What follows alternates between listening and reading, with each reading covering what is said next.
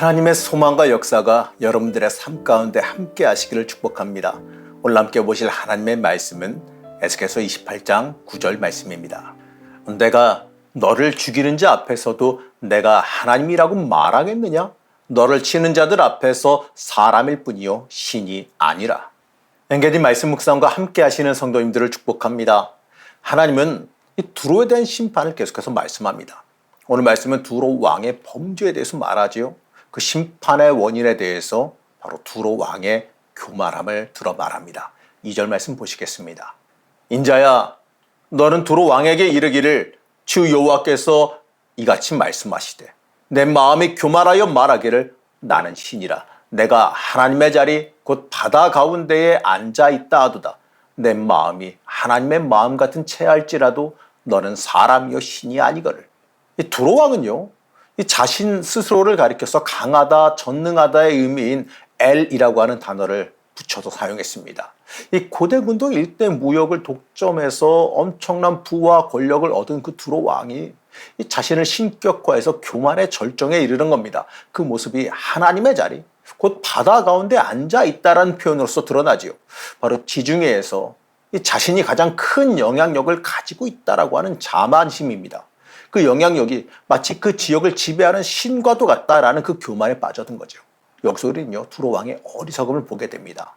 두로 왕은 하나님이 지배하는 세계가 겨우 바다 정도다, 이 정도로 생각했기 때문이지요. 하나님의 지배는요, 바다를 넘어서 온 세계, 온 우주에까지 이르지요. 그의 어리석은 교만에 대한 하나님의 대답은 너는 사람이요 신이 아니다라는 말로써 일축해서 말씀합니다.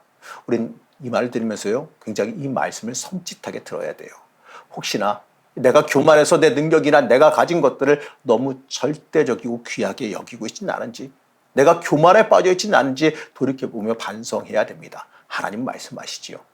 네가 아무리 세상적으로 뛰어난 것이 있을지라도 너는 하나님께서 지으신 그저 피조물에 불과하다는 것을 잊지 말아야 합니다. 하나님 앞에서 행하는 그 교만은요, 결국 패망으로 이어진다는 그 사실을 잊어서는 안 되지요. 이어서 계속되어지는 두로 왕의 어리석은 모습을 말합니다. 두로 왕은 자신을 다니엘보다 지혜롭다고 말해요. 당시 동시대를 살던 다니엘은 이 바벨론의 포로긴 했지만 하나님께서 주신 그 지혜로 높은 자리에 올랐던 사람 아닙니까? 그 지혜가 이 주변 온 나라에 널리 알려졌는데 두로 왕은요, 자신이 그 다니엘보다도 더 지혜롭고 이 자신이 하나님의 지혜보다 더 지혜롭다고 말해요. 사람이 하나님의 지혜보다 더 지혜로울 수는 없지 않습니까? 사도 바울은요, 이렇게 말해요. 고린도전서 1장 15절 말씀입니다. 하나님의 어리석음이 사람보다 지혜롭고 하나님의 약하심이 사람보다 강하니라. 맞습니다. 사람이 아무리 뛰어나다고 할지라도 하나님의 가장 약한 부분보다도 작고 약해요. 비교도 안 돼요. 이 모든 것을 초월하신 그 하나님 앞에서 우리가 철저히 겸손하게 엎드리는 지혜가 있어야 돼요. 그게 우리의 살 길임을 절대로 잊지 말아야 됩니다.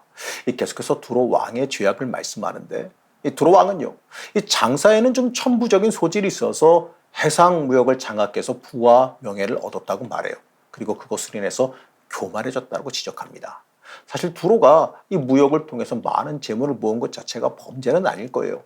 그러나 이 자신이 축적한 그 재물을 의지해서 자기 자신을 높이고 하나님마저도 대적하려 했던 것은요, 큰 죄악입니다. 하나님보다 더 재물을 의지하려고 하는 그 죄악을 보면서요, 우리도 우리 자신을 돌아볼 필요가 있습니다. 우리의 삶 속에서 하나님보다 재물을 더 의지하고 있지는 않았는지 돌이켜 봐야 됩니다. 하나님보다 물질을 더 귀하게 택하지는 않았는지 스스로 돌이켜 봐야 됩니다.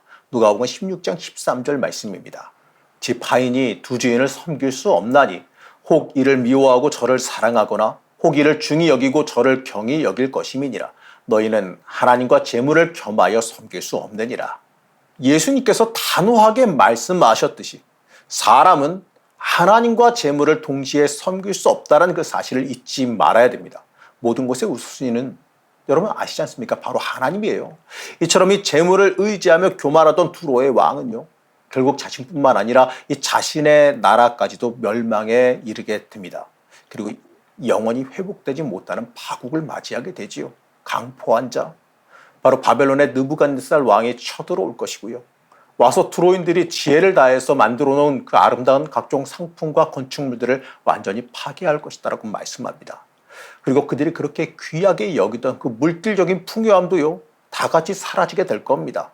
이 바다 중심에 앉은 그 신으로 자처하던 그 두로 왕이 두로와 함께 바다 중심에서 죽게 될 것이다라고 말하지요. 바다 중심에서 멸망하니 다른 어떤 나라도 도울 수 없기 때문에 다시 회복할 수 없게 완전히 멸망하게 되는 겁니다. 그러면 자신을 신이라고 칭하던 그 교만함이 철저히 징벌받게 될 것임을 말하지요. 아무리 사람이 엄청나게 쌓아놓은 것일지라도요, 하나님께서 치우시면 순식간에 사라지고 만다라는 것을 우리는 잊지 말아야 됩니다. 우리의 모든 것이 하나님께 달려 있어요. 그리고 이제 이어지는 그 말은요, 도로가 지닌 영광이 얼마나 대단한지를 다시 한 번 더 말하지요. 13절 말씀 보시겠습니다.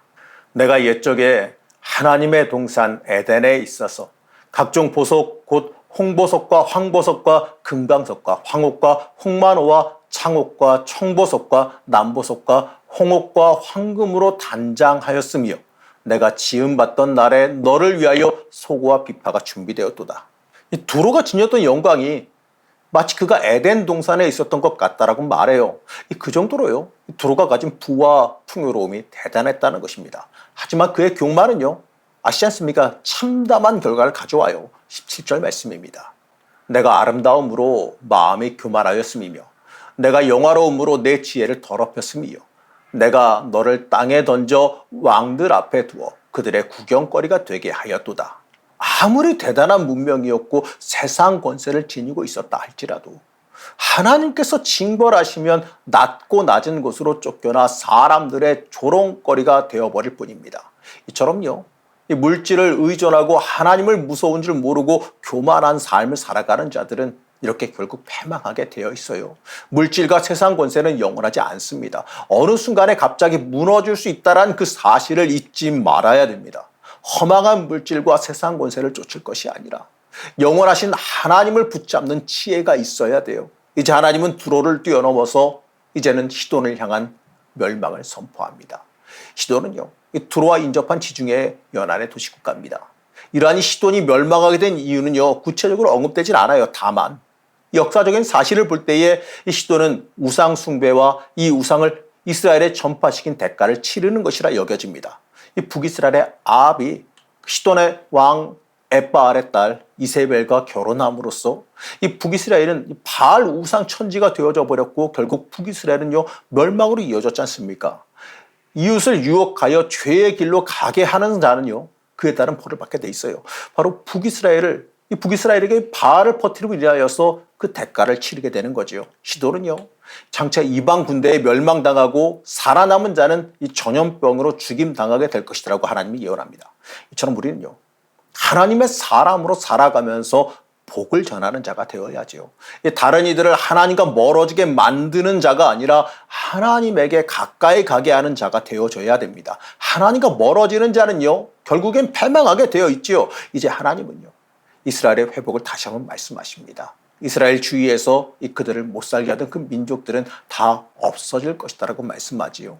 다른 열방들은요, 멸망을 당하나 하나님께서 택하신 이스라엘은 다시 회복될 것이다라고 예언합니다. 그리고 여러 민족 가운데 흩어져 있는 이스라엘 족속을 모을 것이다라고 말씀하지요.